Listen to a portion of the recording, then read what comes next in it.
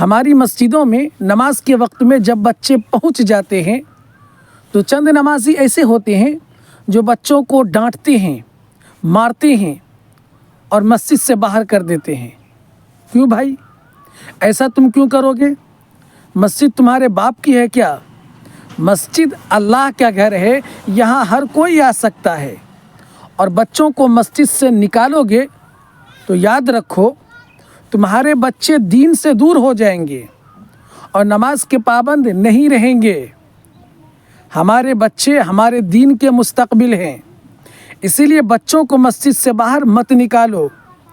اگر بچے مسجد میں جا کر شرارت کرتے ہیں، بدمعاشی کرتے ہیں، تو یہ بچے تمہارے ایمان اور تمہاری نماز کے لیے آزمائش ہے کہ تم نماز میں ہوتے ہو یا بچوں پر تمہارا ذہن ہوتا ہے، یہ پتہ چل جاتا ہے۔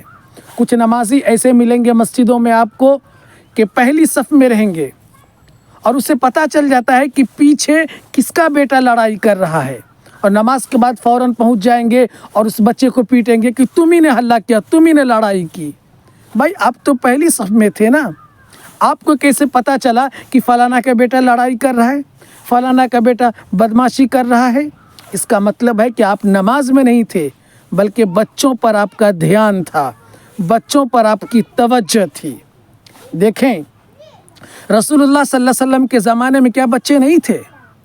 کیا مسجد نبوی کے اندر بچے نہیں پہنچتے تھے؟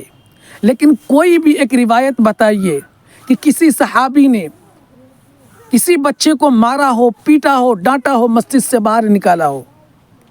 خود رسول پاک صلی اللہ علیہ وسلم نماز پڑھتے تھے تو حضرت حسین اور حضرت حسن ایک پیٹھ پر سوار ہو جاتے اور ایک سجدے کے درمیان میں آپ ہوتے تو بیچ سے نکلتے، مگر آپ نے کبھی بچوں کو ڈانٹا نہیں، کبھی مسجدوں سے نکالا نہیں۔ ایک مرتبہ ایک صحابی نے کوشش کی کہ ہم بچوں کو روک دیں، مگر رسول پاک صلی اللہ علیہ وسلم نے اشارہ کیا ہمارے بچوں کو کھیلنے دو، روکو نہیں۔ اور آج کے ڈیٹ میں یہ جو سیزن کے نمازی ہیں جو کبھی کبھی مسجد آتے ہیں، اس کا دھیان، اس کا دماغ، اس کی توجہ بچوں پر ہی رہیں گے۔ بھائی بچوں کو تم مسجدوں سے نکالو گے تو تمہارے گھر سے دین نکل جائے گا۔